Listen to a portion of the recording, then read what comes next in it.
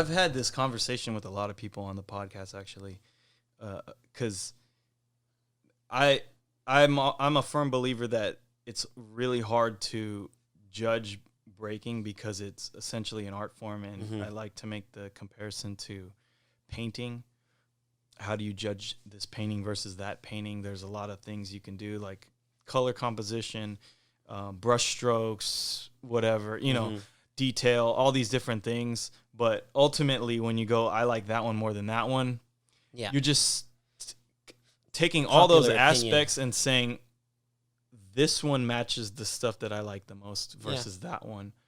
So it's very much a subjective decision between those two art pieces. So in a way, breaking is the same thing. It's like there's so many aspects to breaking. There's musicality, there's dynamics, there's flow, all these different things.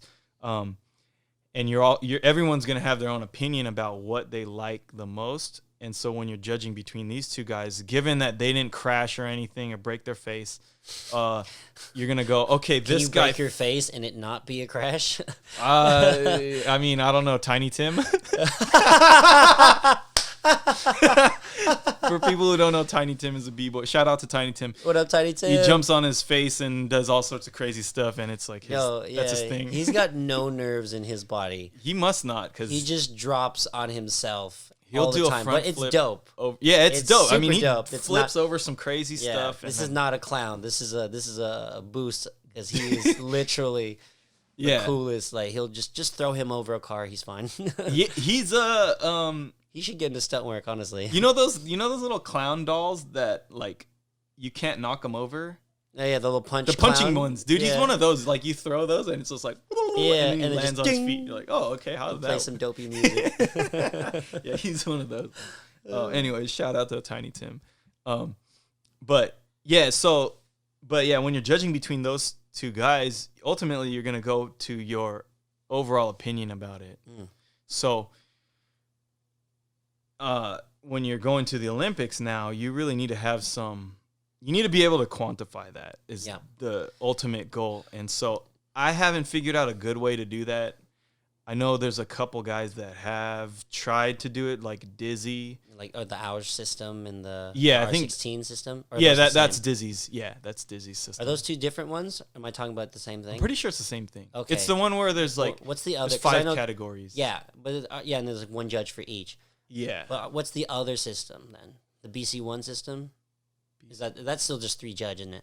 There's the typical one is 3 judges, and at the end of a set amount of rounds, they point to whoever won. Yeah. And usually what they do is they judged it round for round.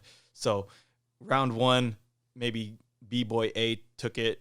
Round 2, B-Boy B took it. Go on for that, and then whoever had the most rounds that they won gets to win that battle.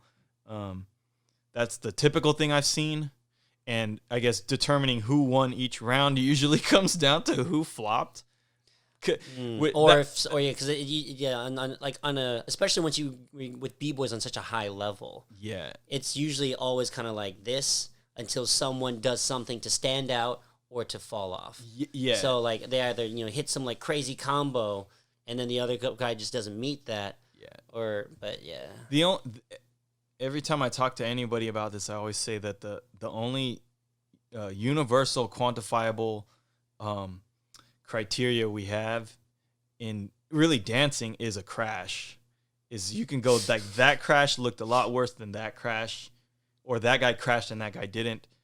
That's the other thing with B-Boy. I always give props to B-Boys for, because B-Boying is hands down the most athletic and physically taxing of the styles that you can dance. I mean, like in the battle scene. Until they start doing parkour to music.